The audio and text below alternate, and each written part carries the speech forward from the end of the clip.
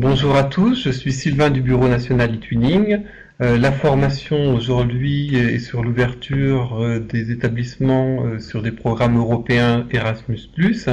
Nous avons comme intervenants Susanna Major de l'agence Erasmus+, et Denis Leclerc qui est enseignant et qui a fait des projets Erasmus+, dont un projet qui est lauréat au concours national e-twinning, puisqu'il est en même temps que faire un Erasmus+, on peut aussi le rentrer dans le dispositif e-twinning qui fait partie intégrante d'Erasmus+. Je vais vous laisser vous présenter. Donc, Susanna, est-ce que tu peux commencer à te présenter? Oui, donc bonjour à tous. Donc je me présente, Susanna Major de l'agence Erasmus+ France, éducation formation et je suis très contente d'être là avec vous aujourd'hui pour présenter, et co-animer cette formation avec Sylvain et Denis. Bonjour, je m'appelle Denis Leclerc, je suis enseignant en maintenance des véhicules automobiles dans un lycée professionnel à Caen, l'Institut Le Monnier, depuis septembre 2000. J'ai tout d'abord souhaité faire de la DNL, c'est-à-dire mes cours en langue étrangère, et en l'occurrence l'anglais. Je me suis remis donc à étudier l'anglais après l'avoir stoppé pendant 15 ans. Pour cela, j'ai créé un Comenius et repris des cours du soir au Carré International pour obtenir ma certification. Aujourd'hui, je suis maintenant investi au sein de mon établissement dans la coordination des projets Erasmus+ et eTwinning depuis 2014 pour le lycée professionnel. Et on vient de clôturer un projet sur 3 ans qui s'appelle IDECAR. Bon, alors vous l'aurez compris, l'objectif de cette formation est que vous soyez en capacité d'identifier quelles sont les opportunités du programme Erasmus+ pour les établissements scolaires, puisque Erasmus+ n'est pas uniquement dédié à l'enseignement scolaire, on va le voir un peu plus tard. Donc, on va vraiment se consacrer aux établissements scolaires, aux enseignants et aux élèves dans le cadre de cette formation. Donc, il y aura environ 5 sessions dans le cadre de cette formation. Dans un premier temps, nous aurons le panorama général, puis les projets de mobilité du personnel scolaire. En troisième session, nous allons parler des projets d'échange scolaire. Puis viendra le témoignage de Denis, qui justement a mené un projet d'échange scolaire et à qui vous pourrez poser toutes les questions spécifiques sur la gestion d'un projet, sur l'impact d'un projet Erasmus+, des questions aussi plus pédagogiques, comment vous rapprocher de votre chef d'établissement ou de l'inspection, enfin ça dépendra de vos besoins. Et enfin, et bien sûr, les ressources pour vous accompagner. Et par ressources, ça sera également les plateformes pour candidater, les guides spécifiques pour les enseignants et les personnes contact également sur les territoires. Entre chaque session, nous avons consacré un temps pour les questions-réponses. Donc, je pense qu'il y aura plein de questions sur le chat. Je n'y répondrai peut-être pas pendant les différents volets, mais sachez voilà, qu'il y a après chacune des sessions un temps qui sera dédié. Un autre élément, je vais peut-être aller un peu vite sur certaines sections. Alors l'objectif, c'est vraiment que vous ayez une idée, comment dire, générale des différentes opportunités qui vous sont offertes par le programme. Le PowerPoint va vous être envoyé par ailleurs et normalement, si on a bien fait notre travail, vous devriez savoir en tout cas où trouver l'information ou du moins à qui vous adresser. On va commencer du coup la formation. Alors, comment identifier l'architecture du programme Erasmus+. Donc, vous avez ici un moyen mémotechnique qui est 3 x 5. Alors, pourquoi 3? Puisque vous avez 3 types de projets que l'on appelle dans notre jargon les actions clés. Donc ce jargon est assez important puisque vous allez le retrouver dans tous les documents administratifs et contractuels. Donc ça vous permet de vous orienter. Donc l'action clé 1 qui concerne les projets de mobilité, d'apprentissage, d'enseignement et de formation des individus, l'action clé 2 pour les projets de coopération et d'échange de pratiques, et l'action clé 3, l'action de soutien aux politiques publiques. Et donc, pourquoi 5? Puisque le moyen mémotechnique c'était 3 x 5, puisque le programme est décliné par secteur et plus particulièrement en 5 secteurs.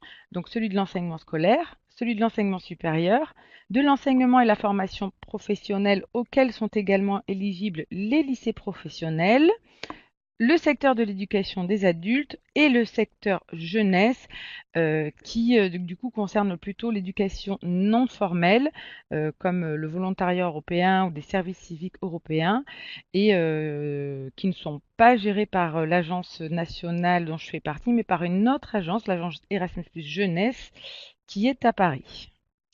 Alors ici, vous avez du coup l'architecture générale du programme Erasmus+, qui concerne bien les secteurs de l'éducation, la formation, la jeunesse et les sports. C'est donc un programme qui a commencé en 2014, qui se terminera en 2020. Donc nous sommes donc à mi-parcours de ce programme.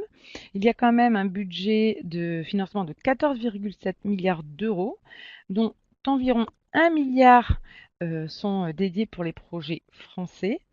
C'est un projet en fait qui entre 2014 et 2020 est en constante augmentation, ce qui veut dire que d'ici 2020, il y aura de plus en plus d'opportunités pour mener des projets, que ce soit des projets de mobilité ou des projets d'échange scolaire. Alors vous retrouvez ici les 3 actions clés et donc pour la mobilité de formation du personnel scolaire, c'est-à-dire que si vous souhaitez aller faire une formation en Europe, il s'agira de l'action clé 1. L'action clé 2, donc e-twinning et les échanges scolaires font partie de l'action clé 2. Et enfin, l'action clé 3, qui du coup est une action que nous on dit centralisée, qui est gérée par la Commission européenne et qui concerne d'autres dispositifs tels que Europass, Egvet. Voilà, nous n'allons pas l'aborder aujourd'hui. Alors, quels sont les pays participants au programme Erasmus+, c'est-à-dire quels sont les pays vers lesquels vous pouvez partir en mobilité ou mener des projets d'échange scolaire. Alors, il y en a 32 au total. Il y a les 27 États membres de l'UE, les 3 États membres de l'Association européenne de libre-échange, donc l'Islande, la Norvège et le Liechtenstein, et également les 2 pays candidats qui sont la Turquie et la Macédoine. Alors juste quelques mots très rapides quand même sur l'agence Erasmus+ France Éducation et Formation. Nous sommes une équipe de 110 personnes environ pour un budget total de 200 millions d'euros de crédit d'intervention en 2018. Par crédit d'intervention, ce sont les financements uniquement pour les projets européens, puisqu'après il y a également les financements de fonctionnement de l'agence. Nous sommes sous la tutelle de 2 ministères, alors pardon, 3 ministères maintenant, mais le ministère de l'Éducation nationale, le ministère de l'Enseignement supérieur et le ministère du Travail, de l'Emploi, de la formation professionnelle et du dialogue social. Et notre mission générale est donc de mettre en œuvre le programme Erasmus+, pour le volet éducation et formation en France. Et un petit détail, nous avons la chance d'être situés à Bordeaux. Alors, concernant donc les actions de mobilité à des fins d'apprentissage, de formation et d'enseignement, nous allons nous consacrer spécifiquement sur le secteur de l'enseignement scolaire. Alors, dans le cadre de l'enseignement scolaire, qui peut participer du coup au projet de mobilité à des fins de formation? Alors, l'ensemble du personnel des établissements scolaires peut participer à un projet de mobilité, c'est-à-dire que les enseignants comme le chef d'établissement, le CPE ou la documentaliste et même le gestionnaire peut participer à un projet de mobilité pour aller se former dans une structure en Europe. Alors, qu'est-ce qu'il est possible de faire? Soit des stages d'observation, soit vous pouvez participer à une formation courte dans un pays européen, ou vous pouvez également aller enseigner pendant une période courte dans une structure européenne. Alors, lorsque par cours, qu'est-ce que cela veut dire? Cela veut dire que ce sont des périodes de 2 jours à 60 jours hors voyage. Et ce sont alors un élément qui est important, c'est-à-dire que ce ne sont pas des candidatures individuelles où les enseignants ou le chef d'établissement demandent un financement pour réaliser une mobilité propre dans un pays européen, mais ce sont des projets d'établissement. Ce qui veut dire que c'est l'établissement qui va déposer une candidature pour un ensemble de mobilités. Et c'est pourquoi on parle de durée du projet, puisque ces mobilités devront être réalisées dans une durée de 1 année à 2 années. Et la date limite pour 2018, c'est le 1er février 2018. Alors, on va le voir un peu plus tard, mais vous voyez ici quand il y a une flèche transversale avec eTwinning. Donc, eTwinning peut également vous aider à vous accompagner à différentes étapes du projet. Alors, comment faire pour identifier des formations ou des stages d'observation en Europe? La Commission européenne a mis en place une plateforme qui s'intitule School Education Gateway et qui est financée dans le cadre du programme Erasmus+. Vous avez ici une capture d'écran justement sur comment est présentée cette plateforme, pardon, et vous pouvez identifier des formations. Alors, vous avez également des formations en ligne, donc libre à vous, en fonction de la thématique, de choisir en présentiel ou en ligne. Vous avez différentes thématiques, le développement de la citoyenneté, l'enseignement des sciences innovantes, les langues vivantes. Bon, bref, il y a vraiment une large palette de thématiques en fonction des pays, de la langue de travail, des compétences que vous souhaitez développer, également de publics cibles, c'est-à-dire qu'il y a des formations qui sont ciblées plus pour les chefs d'établissement, d'autres qui sont peut-être plus pour les gestionnaires, d'autres pour les enseignants dans des disciplines spécifiques, et en fonction des dates auxquelles vous êtes également disponible. Alors, une petite précision que je n'ai pas mentionnée au préalable, il est possible également d'aller réaliser une formation pendant les vacances scolaires.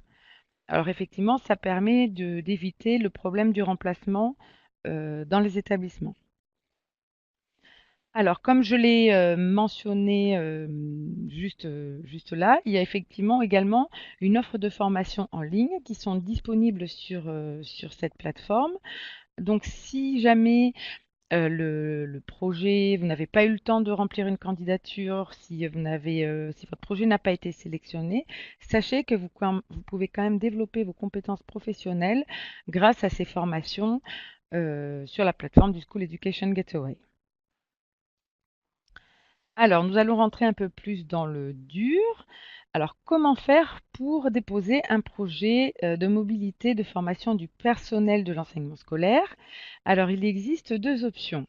La première option consiste en fait à raccrocher votre projet d'établissement au projet académique. C'est-à-dire que dans certaines académies, les délégués académiques aux relations européennes internationales de coopération, les DAREIC, déposent des projets de mobilité pour l'ensemble de l'académie.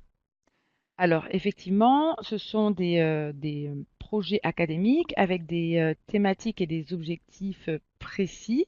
Alors vous avez des objectifs qui sont assez larges d'une académie à une autre. C'est en fonction effectivement des besoins en termes de formation de l'académie. Vous avez autant le développement de la citoyenneté européenne, le développement de l'enseignement innovant en langue vivante, la lutte contre le décrochage, une meilleure scolarisation des élèves allophones. Enfin, c'est très large. Donc, pour ce faire, il faut que vous contactiez dès à présent votre DAREIC et ce sera de toute façon la personne ressource qui pourra également vous accompagner si vous décidez de déposer un projet pour votre établissement. Alors, il manquait je viens de constater qu'il manque également l'option 2. Alors, l'option 2, c'est celle où c'est votre établissement qui dépose une candidature pour l'ensemble des enseignants et du personnel qui souhaitent réaliser une mobilité dans des structures européennes.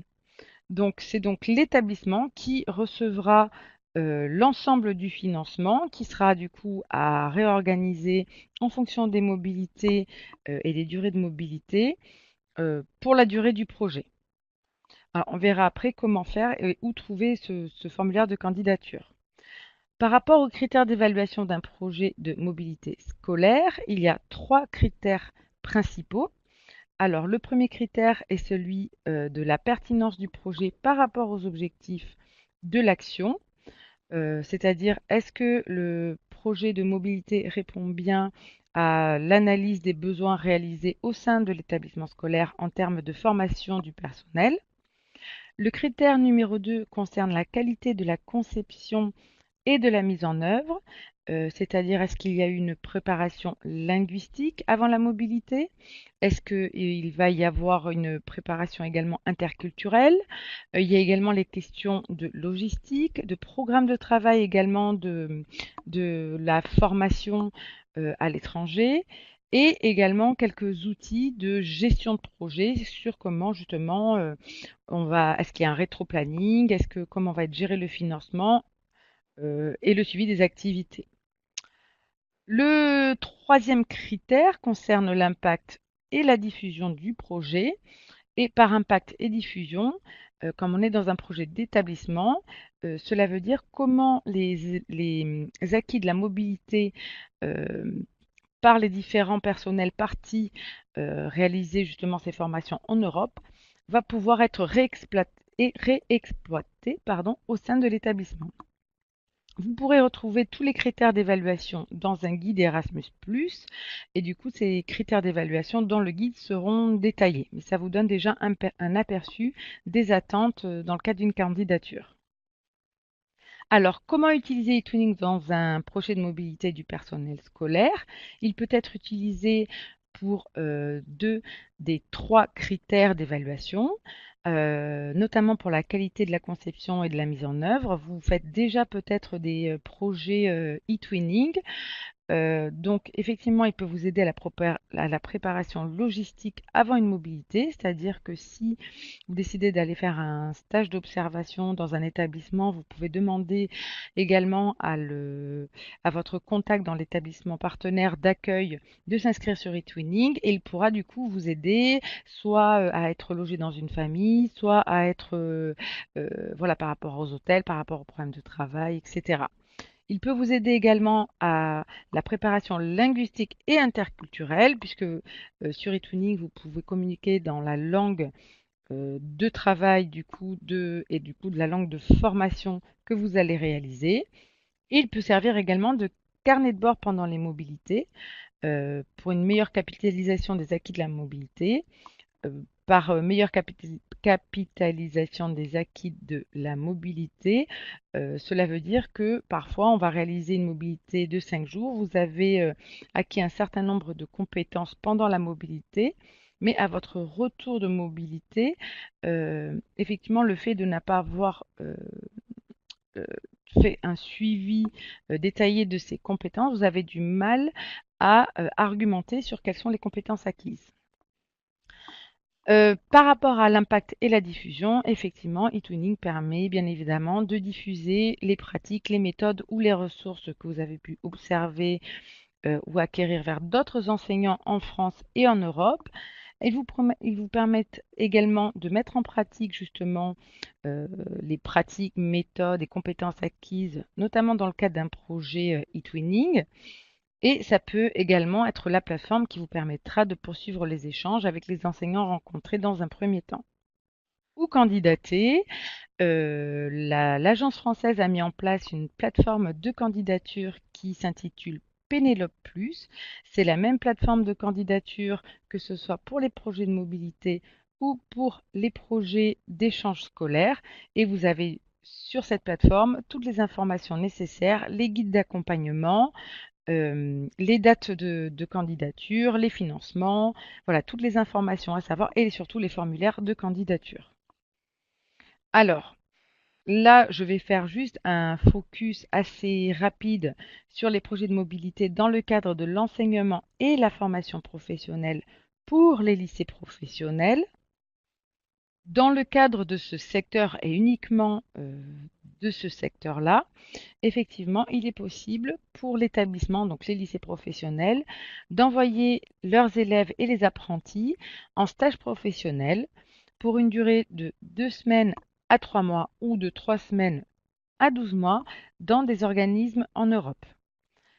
De la même façon, dans un même formulaire de candidature, il pourra être demandé également des financements pour de la mobilité de personnel pour aller réaliser des stages d'observation et des missions d'enseignement ou de formation à l'étranger. C'est-à-dire que un enseignant peut aller former ou enseigner dans un établissement à l'étranger. Par contre, dans le cadre du secteur de l'enseignement et la formation professionnelle, il n'y aura pas de financement pour des frais de formation. C'est-à-dire que si vous souhaitez réaliser une formation, comme dans le cadre de l'enseignement scolaire, vous n'aurez pas de financement prévu à cet effet. Et ce sont également des projets de 1 an à 2 ans. Et la date limite est également le 1er février 2018, puisque nous sommes quand même dans un programme harmonisé. Donc, j'ai terminé la première session de formation concernant les projets de mobilité de formation du personnel scolaire essentiellement. Alors, est-ce que vous avez des questions particulières? Personne ne lève la main? Bon, ben, j'imagine, j'espère que j'ai été le plus clair possible. D'accord. Bon, donc nous allons du coup entamer la deuxième action clé du programme Erasmus+. Et donc, dans le cadre des établissements scolaires, l'action clé qui vous concerne, ce sont les projets d'échange scolaire Erasmus+, anciennement intitulé Partenariat Comenius, puis Partenariat entre établissements scolaires uniquement, et puis en 2018, ce seront donc ces projets d'échange scolaire Erasmus+, avec de la mobilité des élèves. Alors, il faut savoir quand même qu'il y a une augmentation du budget de 40% pour cette action, ce qui veut dire qu'il y aura donc plus d'opportunités pour les établissements scolaires français et également en Europe d'obtenir un financement pour faire partir leurs élèves en mobilité. Donc, c'est un point extrêmement positif. Alors, un panorama assez général de cette action. Il y a certains critères d'éligibilité pour pouvoir participer à cette action. Dans un premier temps, il faut qu'il y ait 2 établissements scolaires minimum de 2 pays participants européens minimum. Et depuis 2018, il va y avoir également une restriction en termes de nombre possible maximum. Il ne pourrait y avoir que 6 établissements scolaires maximum dans le cadre de ces projets d'échange scolaire. Alors, quels sont les types d'activités de mobilité qui peuvent être possibles dans ces projets? Donc, il peut y avoir des mobilités groupées d'élèves accompagnés par des enseignants ou du personnel de l'établissement. Attention, les parents d'élèves ne sont pas éligibles dans le cadre de ces mobilités pour des mobilités entre 3 jours à 2 mois. Il peut y avoir également des mobilités du personnel pour des échanges de pratiques, des mobilités d'enseignement longues du personnel, c'est-à-dire que les enseignants ont la possibilité d'aller effectuer une période de 2 mois à 12 mois d'enseignement donc dans un établissement européen. Et enfin, c'est également dans le cadre des projets d'échange scolaire qu'il est possible d'envoyer des élèves en mobilité longue pour une période de 2 mois à 12 mois. Et il y a un petit critère d'âge. Uniquement les élèves de plus de 14 ans peuvent participer à des mobilités longues. Et ce sont donc des projets de 1 an à 2 ans, ce qui veut dire que l'ensemble des activités devront être réalisées dans cette durée, soit de 1 an, soit de 2 ans, sauf pour les projets où il y a de la mobilité longue, où il est possible d'avoir une durée de projet de 3 ans. La date limite pour participer pour candidater est donc le 21 mars 2018. Donc ça, c'est une date importante. Pour la mobilité, 1er février 2018. Pour les échanges scolaires avec de la mobilité d'élèves, 21 mars 2018. Alors, comment faire pour identifier des établissements partenaires? La réponse est bien sûr eTwinning. Vous menez peut-être déjà des projets sur eTwinning avec différents établissements européens. Donc, dans ce cas-là, c'est simple, vous avez déjà vos partenaires. Pour des personnes qui n'ont pas encore mené des projets, même sur eTwinning, il y a dans l'espace eTwinning Live un forum de partenaires, comme vous pouvez le voir sur cette capture d'écran.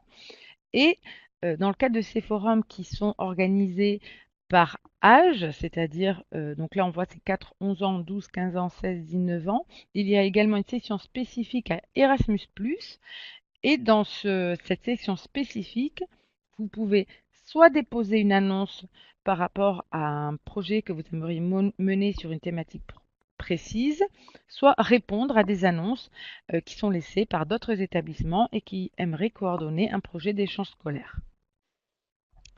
Alors, comment faire si vous souhaitez faire un projet de mobilité des élèves? Alors, vous avez également deux options.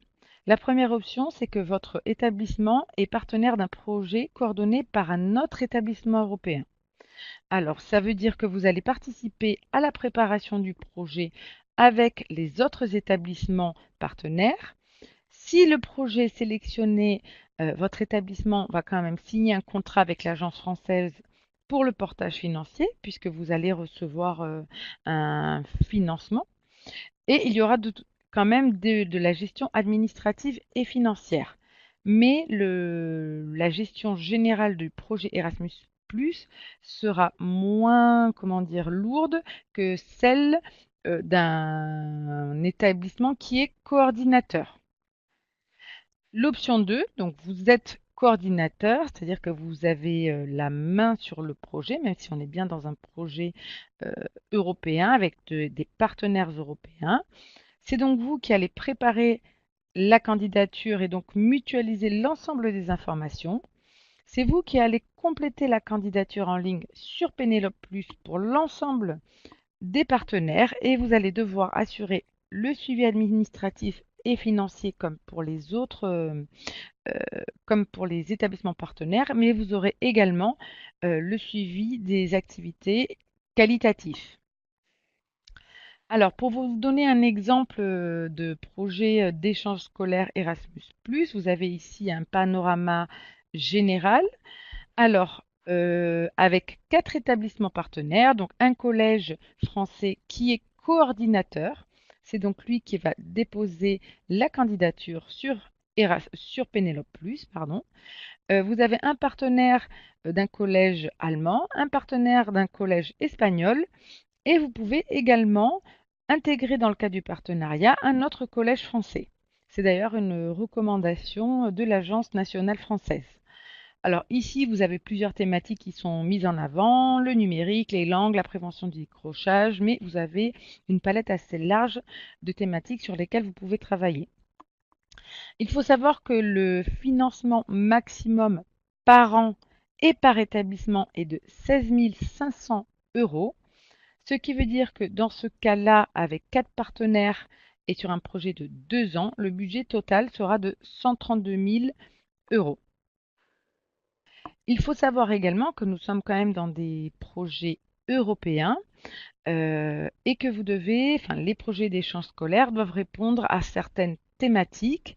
Alors, il y a des priorités, ce que l'on appelle également priorités. Ce sont des priorités européennes qui sont déclinées par secteur et il y a également des priorités européennes horizontales. Par horizontale, on veut dire transversale. Alors, c'est très large, hein, c'est le développement des compétences, le développement du multilinguisme. Voilà, l'ensemble de ces priorités est dans le guide Erasmus+. Et pour l'enseignement scolaire, il y a également des priorités nationales. C'est le cas également pour les autres secteurs qui sont très proches des priorités européennes finalement. L'inclusion des personnes en situation de handicap, la lutte contre le décrochage et le développement des compétences, compétences transversales, compétences clés et la prévention de l'illettrisme. En ce qui concerne les critères d'évaluation d'un projet d'échange scolaire Erasmus+, il y en a 4. Ils sont très similaires à ceux des projets de mobilité. La pertinence du projet par rapport aux objectifs de votre projet et aux priorités mentionnées. Ce qui veut dire que si vous avez indiqué dans les priorités que votre projet participe à la lutte contre le décrochage, il faut que l'on voit justement cet objectif-là, qu'on le retrouve dans l'ensemble de la candidature. Le deuxième critère d'évaluation concerne la qualité de la conception et de la mise en œuvre.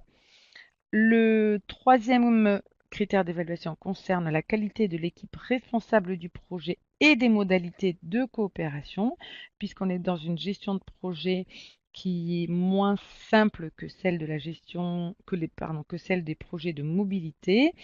Alors, qu'est-ce que l'on entend par qualité de l'équipe responsable du projet, des modalités de coopération, la fréquence de communication, est-ce qu'il y a effectivement une répartition des tâches équilibrée au sein de votre établissement? Nous, effectivement, on suggère à ce qu'il y ait une équipe projet au sein de votre établissement pour mener ce type de projet avec 2, 3 personnes ou même plus et une contribution équilibrée entre les partenaires. Et enfin, le quatrième critère concerne l'impact et la diffusion. Donc, par diffusion, il s'agit de la qualité du plan de communication. Il ne s'agit pas d'un plan de communication uniquement au sein de votre établissement, mais un plan de communication au sein de tous les établissements scolaires européens impliqués. Et il s'agit d'un plan de communication qui doit se faire en interne, c'est-à-dire à l'intérieur de vos établissements, mais également à l'extérieur de vos établissements. Est-ce que vous avez contacté des associations de parents d'élèves, des commerces locaux, le rectorat, les IEN, voilà. Il y a un petit guide consacré justement à l'impact et la diffusion pour les établissements scolaires qui souhaitent mener des projets Erasmus+, et dont on vous donnera le lien à la fin de cette formation. Alors, comment utiliser eTwinning dans un projet d'échange scolaire? Très rapidement, puisque nous avons également fait un guide qui explicite de façon plus détaillée comment vous pouvez vous servir de vos compétences sur eTwinning pour mieux vous accompagner dans le cadre d'un projet d'échange scolaire. Alors, effectivement, il y a la recherche de partenaires fiables, mais également le maintien d'un contact régulier entre les enseignants pour le pilotage du projet. eTwinning peut également vous servir pour mener des activités d'échange entre les élèves européens avant les périodes de mobilité pour qu'ils se connaissent les uns les autres, mais également pendant les mobilités, puisque vous pouvez faire des visioconférences et entre les élèves qui sont restés dans la classe et ceux qui ont parti, et ça permet aussi d'avoir un plus gros impact des activités pour l'ensemble des classes impliquées et pas uniquement pour les élèves qui partent en mobilité.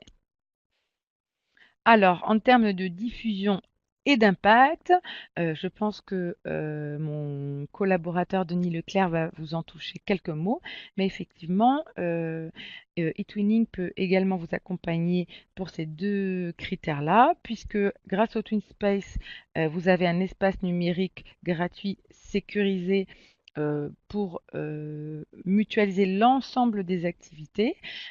Nous, ce que l'on conseille avec le BAN, c'est d'ouvrir cet espace pour qu'il y ait le plus grand nombre de personnes, y compris les parents, qui puissent avoir accès aux activités réalisées par les enseignants et les élèves.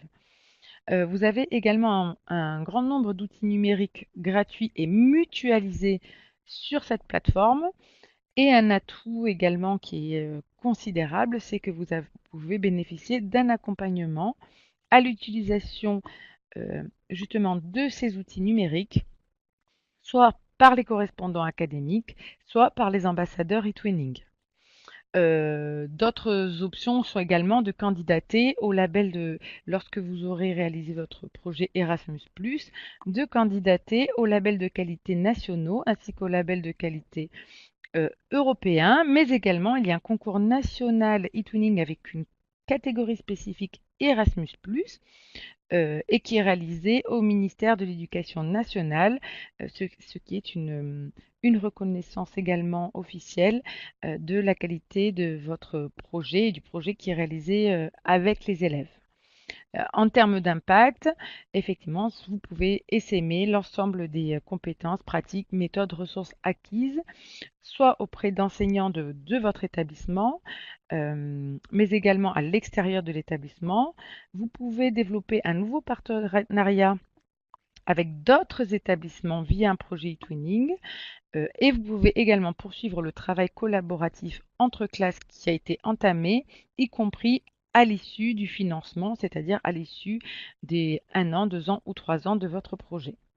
Alors, je vais poser les questions qui ont été mises sur le chat. Première question, comment juge-t-on de la durée d'un projet début-fin? Alors, effectivement, nous sommes. Alors, je pense que c'est aussi quelque chose auquel peut répondre Denis, mais effectivement, libre à vous en fonction de la construction de votre projet, de la thématique, du nombre de mobilités. Il est fortement suggéré quand même de réaliser des projets d'à minima 2 ans, puisque c'est quand même un investissement. Vous avez une candidature, un plan de diffusion, euh, des outils de mesure de l'impact, un certain nombre d'activités à réaliser pendant les mobilités, mais aussi hein, des activités à réaliser en préparation des mobilités. À l'issue de ces mobilités, vous réalisez des productions. Donc bon, c'est un peu dommage de ne réaliser un projet d'échange scolaire que sur une période d'1 an. Il est vrai, Susanna, que on a été, nous, dans le projet, la première année était longue pour mettre en place l'ensemble des activités. Et là où on a été le mieux, c'est la deuxième année. Ça, c'est là où on a été le plus fluide et le plus collaboratif, où les choses ont le mieux marché. Après, nous, on a eu besoin de 3 ans parce que le projet était lourd et on avait choisi les 3 ans. Mais c'est vrai que la première année, si on avait fait qu'un an, c'est vraiment dur de trouver une bonne vitesse de croisière. Alors, autre Alors, question. Donc les écoles élémentaires ne sont pas des EPLE comme les établissements du second degré. Peuvent-elles organiser des mobilités pour les personnels et pour les élèves? alors oui, bien sûr, puisque Erasmus+, dans le cadre de l'enseignement scolaire, va de la maternelle donc, au lycée. Donc les écoles élémentaires peuvent bien entendu bénéficier du programme Erasmus+. Alors, dans le cadre du montage financier, en fait, ce sont soit les collectivités comme la mairie, soit les OCCE qui vont porter la candidature et également le financement, mais avec l'appui de l'IEN et puis évidemment de l'équipe projet au sein de l'école. Mais il est effectivement possible, et on en a quand même beaucoup, qui font des projets de mobilité de formation du personnel ou des projets d'échange scolaire. Alors, je ne sais pas si j'ai répondu de façon claire. Il y a de toute façon sur Pénélope Plus un guide spécifique pour vous aider à construire le projet pour les écoles. Alors, autre question. Quel est l'âge minimum pour les mobilités courtes d'élèves avec les enseignants dans le premier degré? Alors, il n'y a pas d'âge minimum dans le cadre d'Erasmus+. Après, je pense qu'il s'agit plutôt d'une question, comment dire, d'organisation avec les parents qui veuillent bien laisser partir leurs enfants. euh, d'une part, et également des questions aussi de normes plutôt liées à des aspects nationaux plus qu'Erasmus+. Erasmus+, permet à tous les élèves de partir en mobilité. La seule condition, c'est pour la mobilité longue d'élèves, où effectivement, il y a une, une demande d'un âge minimum qui est de 14 ans. Alors, question suivante. Quand on dépose un projet Erasmus+, combien de temps après le 21 mars 2018 pour avoir une réponse? Alors, normalement, vous devriez recevoir une réponse en août 2018.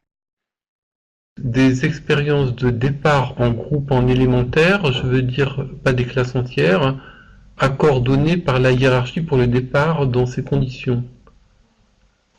Alors, effectivement, nous n'avons pas la légitimité pour intervenir dans ces cas-là. Nous sommes dans des projets d'établissement. Si effectivement certaines hiérarchies ne sont pas favorables au départ d'élèves en classe élémentaire, nous ne pouvons pas intervenir. Même si effectivement, il y a une sensibilisation à l'ouverture internationale auprès également des cadres de l'éducation nationale. Alors, une collègue allemande rencontrée dans un cadre e-twinning m'a proposé de devenir partenaire d'un projet Erasmus+. Si j'ai bien compris, elle est coordinatrice. Que puis-je préparer de mon côté et que peut-elle me demander comme pièce justificative? Alors en attendant, je peux peut-être en toucher quelques mots. Puisque nous on a été coordonnateur, en fait, nous ce qu'on a demandé à travers eTwinning à nos partenaires, et je le dis un petit peu plus tard, c'est de participer au partage d'idées et dans ce sens, le début de monter le projet, puisque à cette époque-là, le projet n'est pas encore écrit ni envoyé, il a commencé, on l'a élaboré, mais il nous manque encore beaucoup de cases à répondre. Et en fait, nous, on a demandé à nos partenaires de nous aider à remplir le formulaire de candidature et de partager leurs idées. Voilà. Donc, quelle place que vous pouvez vous préparer quelle place proposez-vous de prendre à l'intérieur du projet? Quels sont vous-même vos propres objectifs à atteindre? Donc, y a-t-il encore d'autres questions ou peut-on passer à l'intervention de Denis Leclerc? Alors, je pense qu'on va continuer. Donc voilà, je vous présente ce projet qui est né sous la volonté de mon chef d'établissement à une ouverture européenne, mais aussi d'une nécessité d'investissement. En effet, j'avais besoin d'un véhicule électrique pour enseigner les technologies des véhicules électriques et hybrides pour le développement des compétences du pôle automobile et de nos élèves. Quand j'ai été le voir, nous avons donc lié nos besoins et nous sommes donc engagés dans l'écriture de ce projet. Si après la formation, vous souhaitez des informations complémentaires, bien sûr, on y répondra de la même façon. Donc, ce projet est une clé action 2, donc KA2, coopération pour l'innovation et l'échange de bonnes pratiques, maintenant appelé échange scolaire Erasmus+, comme nous l'a dit Susanna. Il a duré 3 ans, candidature 2014-2017, et nous étions les coordonnateurs. C'est-à-dire que nous avons rédigé et soumis le formulaire de candidature et par conséquent responsable de la bonne orientation pédagogique et financière du projet. Nos partenaires étaient un lycée à Matera au sud de l'Italie et à Targoviste à l'ouest de la Bulgarie. Nous avons choisi nos partenaires sur eTwinning car nous avons choisi d'utiliser le TwinSpace comme espace de travail collaboratif. Alors, j'ai vu qu'il y avait quelques questions tout à l'heure dans le document que j'ai reçu sur la façon de trouver un partenaire. Et on en a parlé un petit peu tout à l'heure, là, comme nous l'a montré encore Susanna. Il existe dans eTwinning un espace pour poster son projet. On choisit l'âge des participants, la langue de communication, les matières d'enseignement engagées, hein, et on poste aussi un résumé du projet ainsi que des mots-clés. Nous, à partir de ce moment-là, on a reçu le retour de plusieurs partenaires, assez nombreux d'ailleurs, souhaitant participer à notre projet. Faut faire attention aussi, il y a quelques petits pièges, hein. J'ai quand même eu l'impression que certains étaient là aussi pour faire du voyage scolaire et nous, on avait vraiment dans l'idée de faire des mobilités professionnelles. Alors, on a été attentif à ce qu'ils nous proposaient. Et donc, pour les sélectionner, nous leur avons demandé de répondre à quelques questions, comme je l'expliquais tout à l'heure, du formulaire pour participer à son écriture. Le nombre de retours là étant nettement plus faible, nous avons pu choisir les partenaires dont les idées étaient les plus complémentaires aux nôtres et qui permettraient au projet de prendre de l'ampleur. Dans ce projet, les objectifs ont été nombreux, mais nous avions en tête comme production finale, c'est le terme qui est utilisé dans les projets, production finale, c'est-à-dire vraiment le but à la fin du projet, pour nous a été de transformer l'apparence du véhicule. Alors on peut voir sur ces 3 photos, on a eu d'abord acheté le véhicule, la Zoé, elle était toute blanche, sortie de concession. Et puis, donc, la deuxième année, on a eu des activités sur la peinture, donc suite à un concours de dessin qui a été posté, mis en place sur eTwinning, sur TwinSpace, et puis qui a pris de l'ampleur au fur et à mesure du temps au moment des mobilités, jusqu'à avoir la dernière image qui a été le rendu final du véhicule après ces 3 ans. Il faut garder à l'esprit que les activités menées doivent faire partie intégrante de votre référentiel. Et nous avons donc, par exemple, investi la section de peinture, bien sûr, on le voit. On a investi la section de mécanique sur la création de QR codes qu'on a collés directement sur le véhicule et qui permettent de démocratiser les technologies des véhicules électriques et hybrides. On a investi la section informatique avec la réalisation de programmes sur des tablettes connectées au véhicule, où il permettait de sélectionner des points de tourisme au fur et à mesure que le véhicule avançait. Nous avons même pu, grâce à un partenariat, transformer notre Zoé en véhicule hybride. C'est la petite photo, c'est le petit tender que l'on voit sur la photo 3. Donc c'est un constructeur en particulier qui avait en fait monté une entreprise de tender et qui était lui-même subventionné par l'Europe pour soutenir son projet. Donc on a pu le rencontrer, on a pu rouler avec le véhicule, l'emmener d'ailleurs en autonomie en Italie. Et il est venu aussi présenter à mes élèves cette technologie qui a permis à un véhicule électrique de devenir un véhicule hybride. Nous avons bien sûr pu investir des classes en enseignement général, telles que celle de langue, bien sûr, de DNL, puisqu'il y en a 2 ici, moi en mécanique automobile et ma collègue en maths. Nous avons pu inclure des cours d'histoire, de sciences, de maths, d'art plastique, et jusqu'à la participation de notre documentaliste. À travers ce projet, j'observe avoir surtout augmenté le niveau de compétence de mes élèves sur la technologie des véhicules électriques et hybrides. D'ailleurs, un sujet d'examen sur cette technologie est tombé en juin dernier pour mes élèves. Donc, j'étais assez content du coup. Ils étaient mieux préparés que les autres années. Ça a permis l'employabilité et la mobilité européenne des étudiants. Pour beaucoup d'entre eux, c'était le premier vol et aussi le premier voyage. C'était mon cas. Hein. J'avais très peu voyagé et très peu utilisé l'anglais avant de m'investir dans des projets Erasmus, puisque mon Comenius a été en fait, mon premier voyage en dehors de France. Il a permis aussi d'améliorer et d'innover sur les méthodes pédagogiques. Je me rends bien compte aujourd'hui que je ne travaille plus de la même façon dans mes cours. Hein. Donc on était amené à changer déjà à travers nos inspecteurs, mais ça m'a vraiment mis le pied à l'étrier parce que nous le dire, c'était une chose, mais par où commencer? Et en fait, les projets m'ont vraiment permis d'utiliser des outils différents et j'ai bien pu remarquer que nos élèves accrochaient bien sûr sur ces nouvelles façons d'enseigner. Ça m'a permis l'apprentissage, bien sûr, des langues étrangères, et particulièrement l'anglais, cela va de soi. J'ai fortement progressé depuis 3 ans dans mon parler anglais. D'avoir développé les TIS, la technologie de l'information et de la communication pour l'enseignement. Cela rejoint à l'innovation des méthodes pédagogiques, car je l'intègre de plus en plus dans mes cours.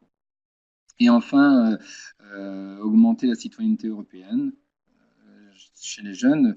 J'ai un exemple de mobilité en Bulgarie, et donc pour la petite histoire, lors des premières mobilités, une grande partie de nos élèves voulaient aller en Italie et très peu en Bulgarie, très certainement par les différences culturelles et les a priori.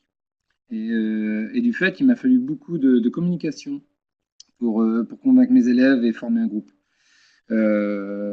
Là-bas, une fois la semaine passée, et en arrivant d'ailleurs, ils nous ont ouvert leur cœur, leur maison, on a beaucoup discuté avec eux, et en fait, on s'est retrouvés très proches les uns des autres, et on est ressorti des larmes au départ, au départ du bus, et puis aux mobilités suivantes, en fait, ça m'avait complètement inversé mes demandes. Tous mes élèves voulaient aller en Bulgarie, et puis j'avais comme réponse, oh, vous savez, monsieur, l'Italie, oh, ouais, on voit bien, c'est un peu comme chez nous. Donc, je vois bien que ça a pu changer aujourd'hui le contenu les idées et les a priori qu'on pouvait se faire entre pays. Donc, sur cette diapo, vous pouvez voir la mise en place du projet lors d'échanges scolaires. On voit aussi l'alternance entre les activités collaboratives sur le Twin Space et les mobilités d'élèves. Le plus difficile pour moi, en tout cas, étant de commencer le projet, nous avions placé une réunion de travail que vous pouvez voir ici en premier lieu. Donc, cette réunion de travail au début de projet, une fois par an, et pour veiller au bon déroulement du projet, nous a permis une mise au point sur les différentes activités. Par contre, attention, Susanna le confirmera sur le chat, cette réunion de travail appelée Transnational Meeting n'existe plus à partir de 2018. Alors, eh bien, il faut trouver un moyen de le remplacer par une visio ou un échange de mails ou assumer sur les fonds propres de l'établissement une visite. Ensuite, nous avons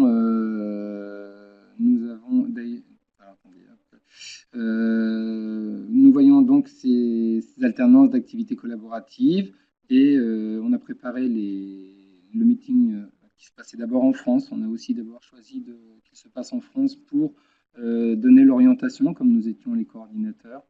On voulait laisser l'orientation de ce qu'on avait nous quand même en tête. Donc on avait choisi le meeting d'abord chez nous. On a repris des activités collaboratives et au mois de mars, on a fait ce nouveau départ de meeting d'élèves en Italie. Et on a bien su après continuer nos activités collaboratives sur le Twin Space. La deuxième année, on a donc repris nos activités collaboratives sur le Twin Space. On a été au mois d'octobre en Bulgarie. On a pu faire une réunion de travail, encore une fois, en Italie. On a retrouvé des activités collaboratives sur le Twin Space, et ainsi de suite, jusqu'à la dernière année. Je vous ai mis le lien de nos 3 Twin Space. Ils sont ici, 1, 2 et 3, car nous avons choisi d'en ouvrir un pour chaque année plutôt qu'un seul, pour plus de lisibilité. On avait quand même beaucoup d'informations et beaucoup d'enseignants dans leurs activités, donc on a préféré ouvrir à chaque fois un autre Twin Space plutôt que de rouvrir, puisque vous le savez peut-être, chaque année il faut refermer son Twin Space. Ici, vous trouverez des liens sur des vidéos retraçant une semaine de mobilité. La première ici est en fait pour la Bulgarie et la deuxième ici, c'était pour la mobilité France. Donc en fait, nous avions mis en place une activité permettant à chaque équipe de monter un film de leur vécu pendant la semaine. On a appelé ça une production intermédiaire en quelque sorte, où on a pu les poster sur le Twin Space et ça a permis à tous les participants sans mobilité de vivre ce qu'ont vécu les participants à cette semaine. Nous avons aussi eu l'opportunité de commander un reportage à Canopée, c'est le deuxième, qui retrace lui aussi une semaine de mobilité en France. Alors, je crois que vous ne pouvez pas cliquer dessus maintenant, mais vous pourrez le faire avec le PDF ou le PowerPoint qui vous sera envoyé la prochaine fois. Sur cette dernière diapo, nous pouvons voir les impacts du projet année par année. Alors bien sûr, on y voit le nombre de participants en mobilité et tout cela s'ajoute ceux qui ont participé aux activités collaboratives sur le Twin Space. Hein, on voit que notre Twin Space était de 325 membres, 280 élèves et 84 élèves français, donc 45 enseignants. On a donc eu une mobilité en France et en Italie, donc 15 familles d'accueil et 15 élèves qui ont pu participer à la mobilité. Dans cette première année, en termes d'impact, on a eu l'achat d'un véhicule électrique pour la formation maintenance des véhicules. Alors bon, on a bloqué sur 3 ans les investissements de la section, mais c'est devenu maintenant une priorité et forcément, étant donné que c'était une priorité, on a pu l'avoir peut-être certainement plus rapidement que si on n'avait pas été investi dans ce projet. La deuxième année, alors bien sûr, on retrouve nos élèves participants à eTwinning, on retrouve 30 familles françaises qui accueillent, 15 élèves qui partent en Bulgarie, et on retrouve aussi un investissement de la part de notre direction d'une salle de visioconférence pour faciliter les communications. On a mis en place une formation continue pour des enseignants en anglais technique et scientifique, parce que plusieurs d'entre eux nous demandaient oui, mais j'aimerais bien rentrer dans les projets, mais on retrouvait à chaque fois le problème du parler anglais. Je vois, moi j'ai un collègue aujourd'hui, il parle franglais et il est extrêmement apprécié dans tous les pays parce que il limite les barrières. En fait, on voit bien qu'il a des difficultés et en fait, ces difficultés rassurent. Donc, je vous assure, c'est pas parce que vous n'avez pas un niveau d'anglais que vous estimez vous insuffisant que vous ne pouvez pas vous lancer dans des projets. Alors bien sûr, il y a des moments de communication où il faut maîtriser, mais c'est pas un tout. Et sincèrement, je vous engage à essayer et faire votre propre expérience.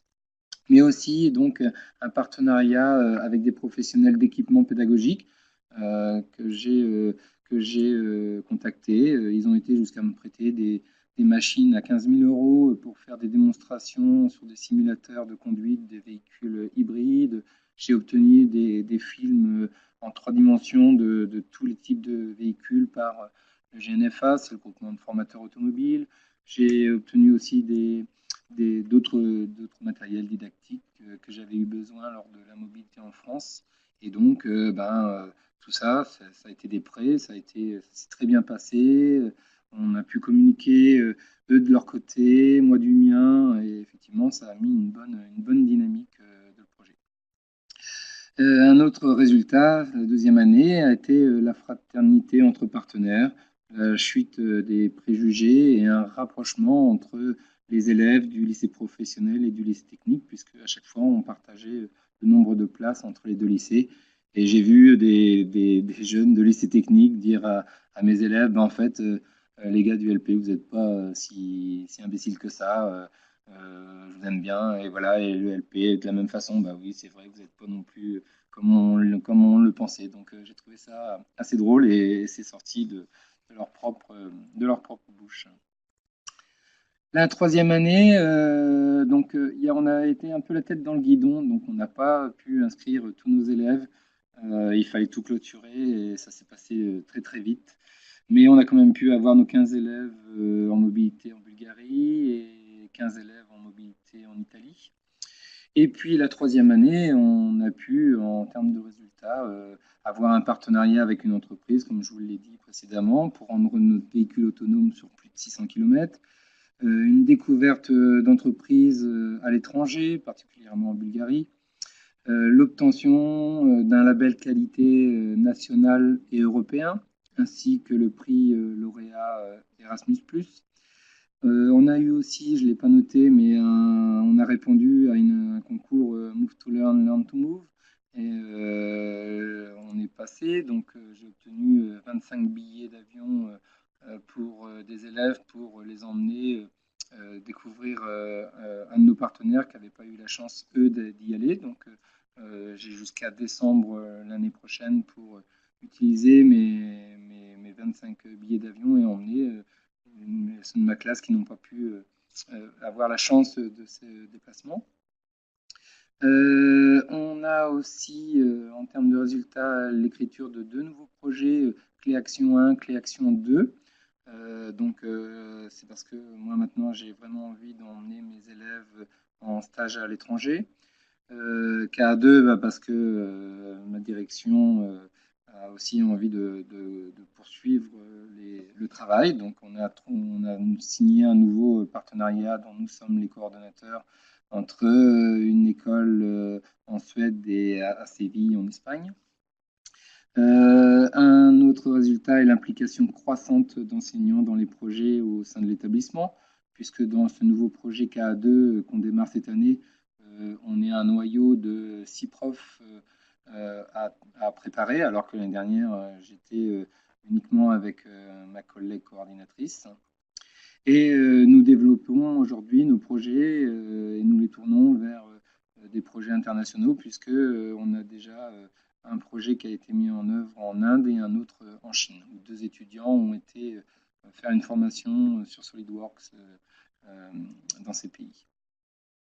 Et bien sûr, tout au long de ces 3 ans, de la communication sur notre établissement au travers l'APE, les médias, des entreprises partenaires et aussi et surtout auprès des parents qui sont les premiers communicants de notre établissement. Voilà, j'espère avoir été clair. Merci pour votre attention. Susanna, je te repasse la main. Si vous avez des questions, je suis disponible. Je pourrais... Oui, je crois que les questions qui ont été posées sur le chat ont eu une réponse au fur et à mesure, quelques petits témoignages aussi. Donc après, il y a une question qui est plus à destination de Susanna. Au niveau de l'action clé 2, que je retrouve la question, voilà, pourriez-vous parler des autres changements dans les candidatures clé 2, car si je ne me trompe pas, nous n'avons pas accès au formulaire avant janvier 2018. Donc est-ce qu'il y a des transformations par rapport à l'année dernière, j'imagine? Oui, alors effectivement, vous n'avez pas accès aux candidatures, mais pour l'instant, nous non plus. Donc, il va être difficile pour moi d'indiquer très concrètement comment cela va se matérialiser. Néanmoins, vous avez quand même déjà un certain nombre de changements qui apparaissent dans le guide Erasmus+ 2018, puisque chaque année, l'appel à proposition est décliné de façon opérationnelle dans un guide qui est quand même assez exhaustif, puisqu'il contient l'information sur l'ensemble des secteurs, l'ensemble des dispositifs et l'ensemble des actions. Il y a des chapitres spécifiques du coup, à l'action clé 2 et notamment pour les échanges scolaires. Ce que je peux vous recommander, c'est d'aller voir déjà les informations officielles qui figurent dans ce guide.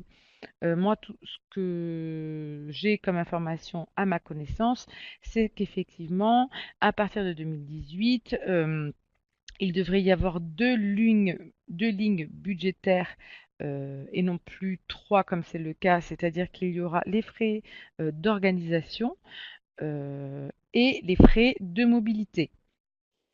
Après, concrètement, comment seront calculés ces frais? Ce sera toujours sous la forme de forfait en fonction de la durée du projet, de la distance des mobilités, de la durée également des mobilités. Et je sais qu'effectivement, de toute façon, le nombre de mobilités sera également limité par rapport à ces forfaits, puisque c'est 16 500 euros maximum par an et par établissement. Mais ce sont déjà des budgets qui sont conséquents, puisque imaginons sur 2 ans, si mes calculs sont bons, un établissement touche quand même 33 000 euros pour réaliser un projet d'échange scolaire, avec en plus des modalités administratives et financières qui sont simplifiées.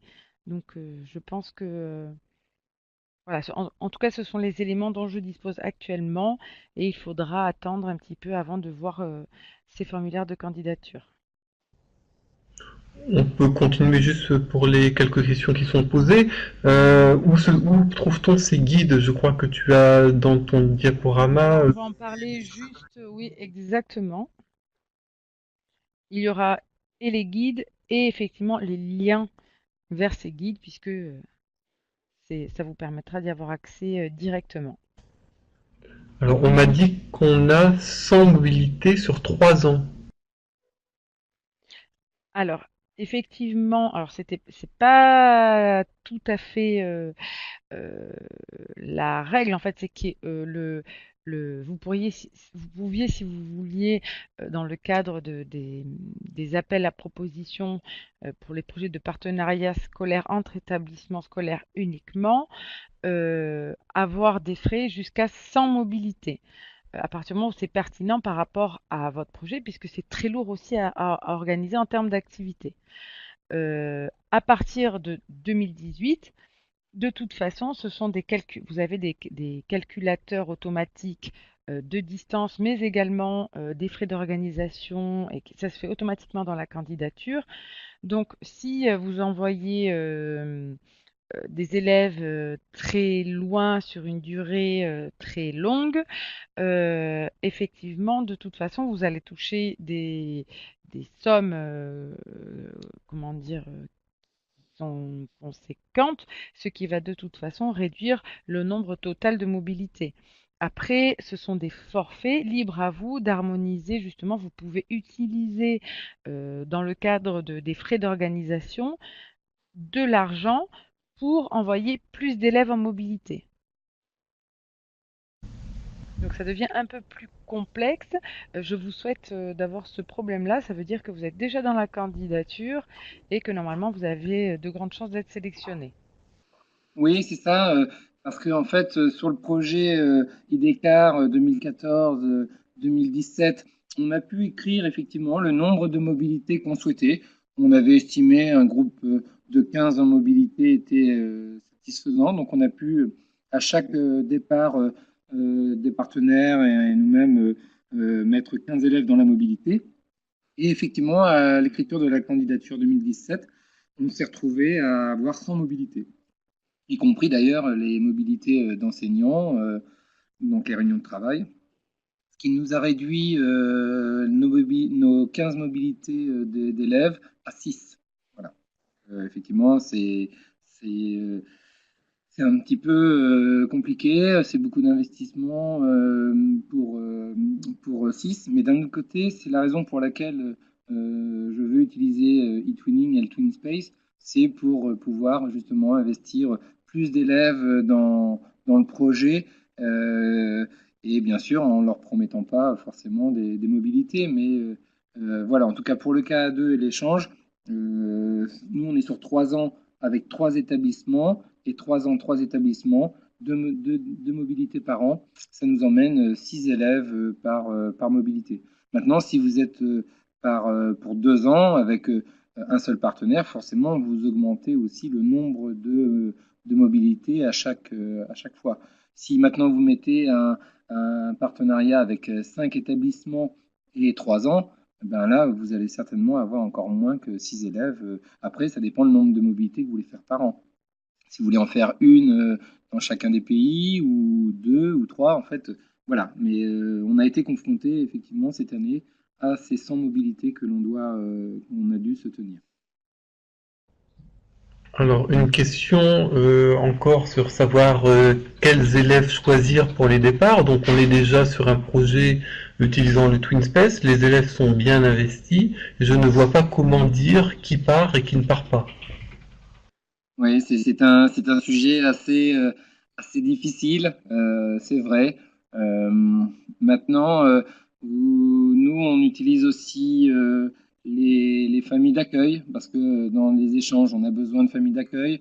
Alors, et quand on a une quinzaine de partenaires ou une trentaine d'étudiants qui viennent, et, puisqu'on a choisi, nous, dans notre projet, de les loger en famille pour augmenter leur expérience avec la langue étrangère, ben, on choisit aussi en priorité à des jeunes qui ont pu participer à un Meeting France et accueillir des familles étrangères. Et après, eh bien, on leur envoie l'appareil en disant, bah, maintenant, écoute, tu peux participer à ça, mais c'est qu'une partie hein, de nos participants. Après, dans les e-training, ben, on a des élèves qui sont plus actifs que d'autres. Alors, on ne veut pas, bien sûr, de discrimination et puis dire, bah, tu travailles moins bien. On ne met jamais en condition le niveau d'anglais. On leur dit toujours que le niveau d'anglais n'est pas un critère, parce que j'ai vu des jeunes s'ouvrir à l'anglais à la suite de mobilité. Maintenant, sur les critères, déjà en demandant Certains disent bah non, moi j'ai pas envie de bouger. Alors en fait, en liant un petit peu toutes ces conditions, je sais que j'ai aussi des collègues qui ont déjà travaillé avec les résultats, hein, ce qui permettait à certains d'améliorer leurs résultats pour faire de la mobilité. Je pense qu'il y a beaucoup d'outils, il faut en discuter entre collègues.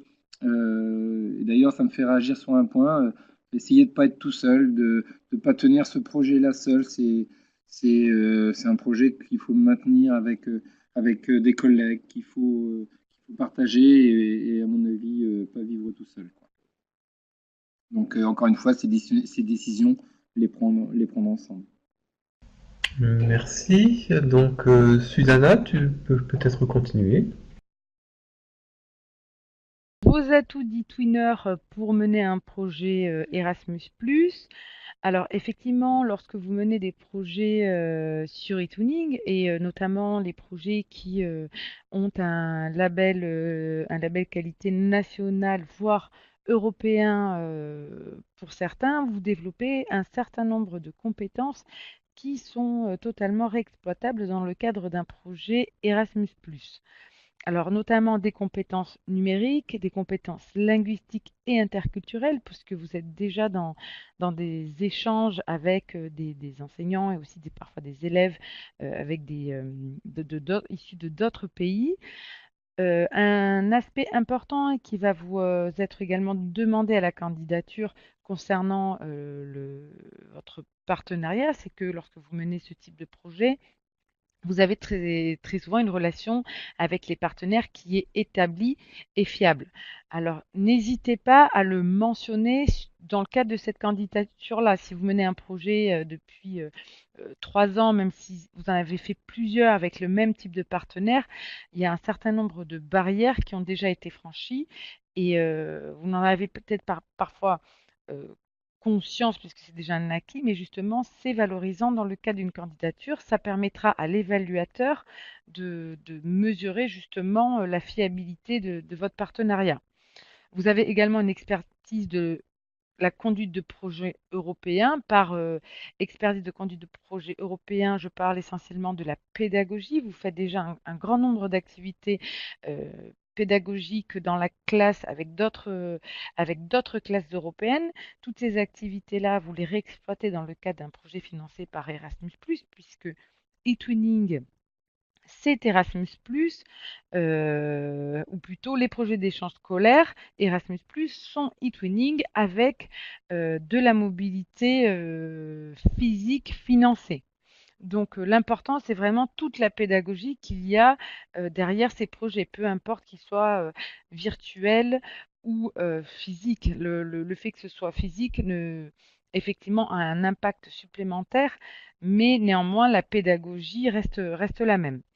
Vous avez également souvent une connaissance des systèmes éducatifs des établissements partenaires. Et puis, très souvent, vous êtes quand même des enseignants qui êtes motivés et qui avaient déjà un enseignement dans la classe qui est, comment dire, plutôt innovant. Donc, voilà, n'hésitez pas à le mentionner dans la candidature. Alors,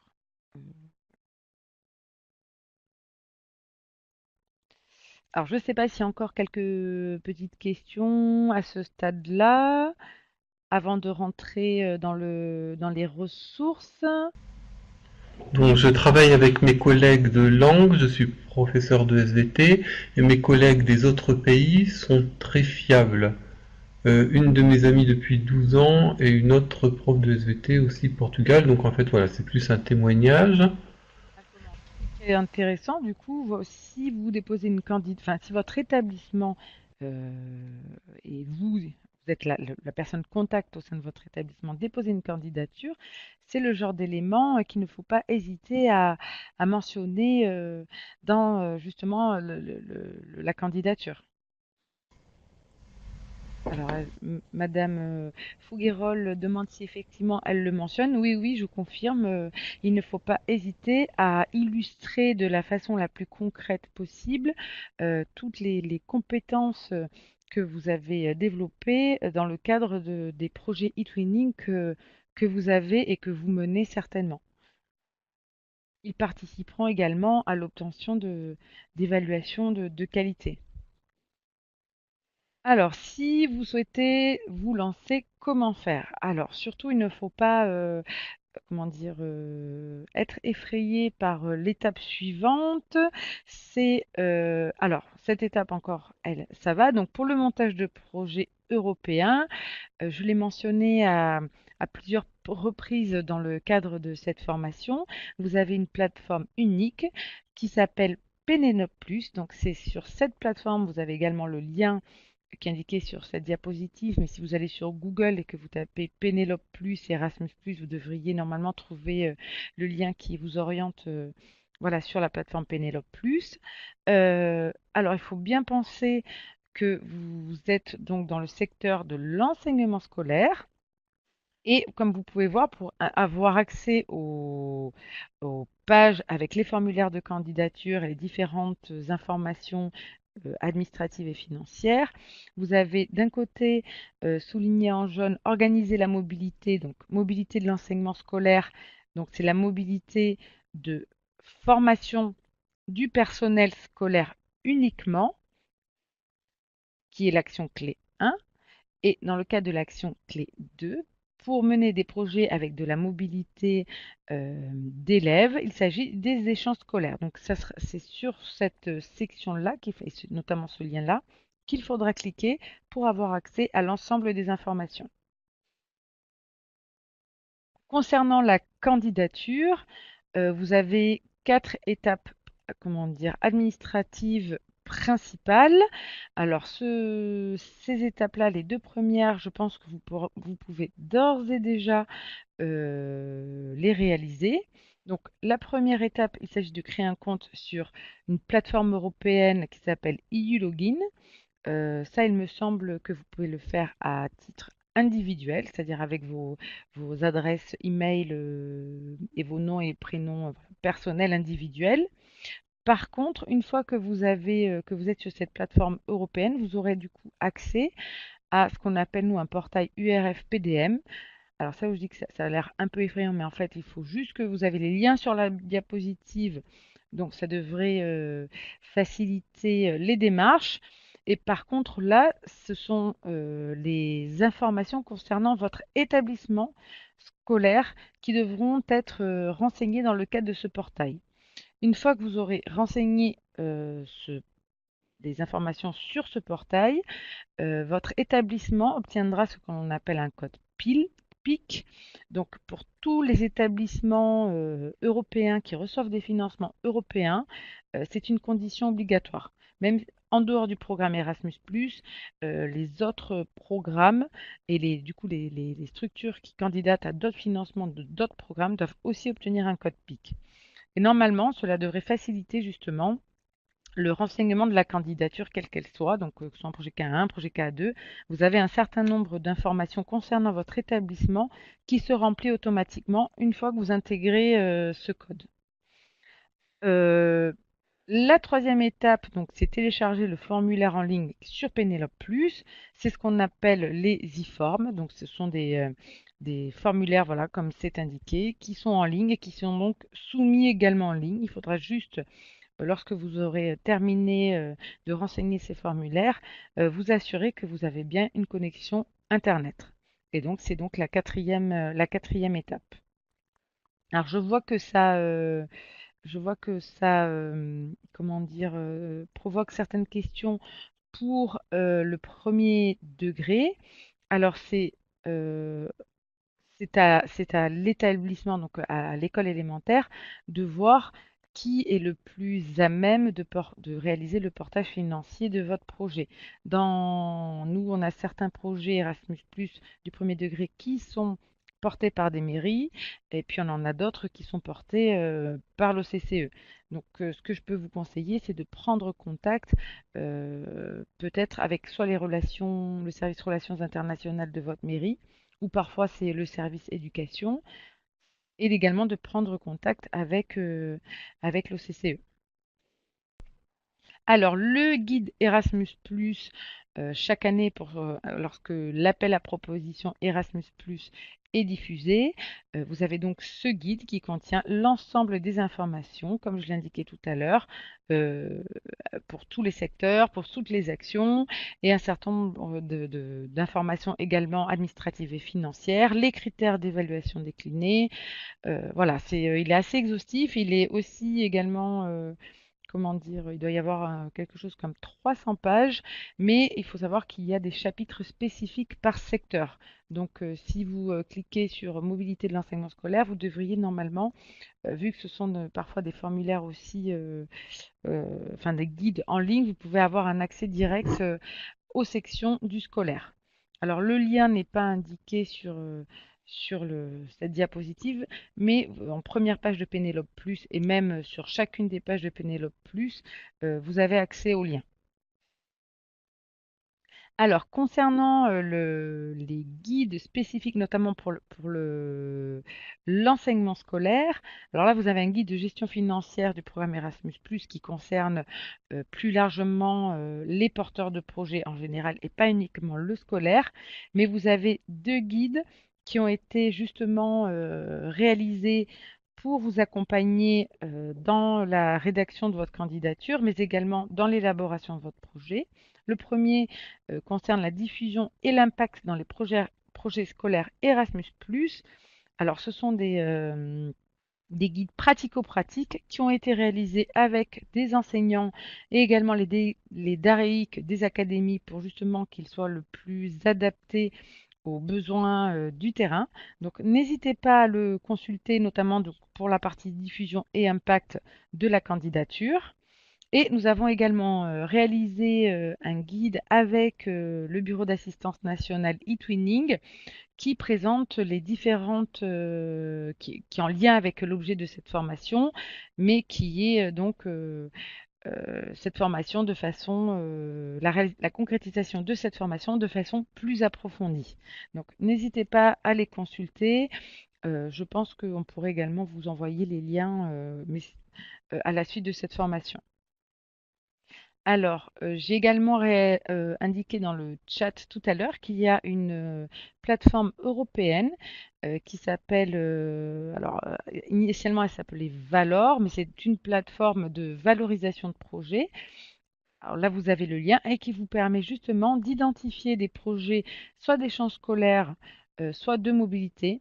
Il y a quand même plus de projets d'échanges scolaires puisque c'est une obligation à la fin de votre projet. Tous les porteurs de projets doivent remplir un petit résumé de leur projet avec quelques exemples des productions réalisées par les élèves, puisque là on est dans le cadre de l'enseignement scolaire. Et vous pourrez du coup vous inspirer de ce qui a été réalisé, notamment pour les écoles, puisque j'ai vu qu'il y avait quelques personnes qui demandaient justement d'avoir des exemples de projets d'écoles élémentaires. Quelles sont les personnes ressources au plus près de vos besoins? Alors, il y a trois réseaux qui sont identifiés ici. Il y a les ambassadeurs eTwinning, donc peut-être que Sylvain pourra en toucher quelques mots, qui sont donc également des porteurs de projets eTwinning. Je crois qu'il y en a plus de 170 dans toute la France et il y en a beaucoup qui font également des projets d'échange scolaire Erasmus+. Et justement, ces personnes se portent volontaires pour vous accompagner si vous avez des questions, qu'elles soient d'ordre administratif, financière ou pédagogique. Il y a également les correspondants académiques eTwinning qui sont dans les ateliers Canopé. Et enfin, vous avez le réseau des délégués académiques aux relations européennes et internationales et à la coopération, pardon, au sein des rectorats, qui sont là justement pour vous informer, vous accompagner. Dans le cadre de la mobilité du personnel de l'enseignement scolaire, je l'indiquais en début de formation, il porte également des projets. Donc n'hésitez pas à vous rapprocher du réseau des DAREIC. Alors, nous arrivons à terme de cette formation, peut-être conclure sur une note positive, puisque Erasmus Plus a 30 ans en 2017, donc c'est plutôt bon signe. Alors si vous aussi, vous souhaitez témoigner sur vos expériences de projets, que ce soit Comenius, que ce soit vous avez ou vous allez réaliser une mobilité, vous souhaitez parler justement de, comme l'a fait Denis Leclerc aujourd'hui dans le cadre de cette formation, n'hésitez pas à devenir un ambassadeur Erasmus+. Vous avez le lien ici, c'est sur la base du volontariat. Effectivement, on peut vous contacter, libre à vous, en fonction de vos disponibilités, de vos envies, voilà, de réagir à nos suggestions ou de ne pas réagir.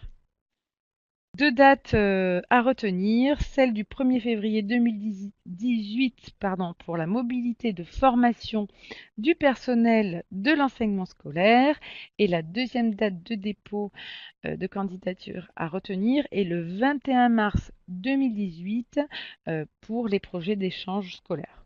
Voilà, je pense que j'ai terminé pour ma part, donc je vais laisser la parole à Sylvain et Denis. Bon. Très bien, donc merci à vous pour avoir assisté à cette formation et nous vous attendons pour de nouvelles formations. À bientôt. Au revoir, merci beaucoup. Au revoir, merci à tous.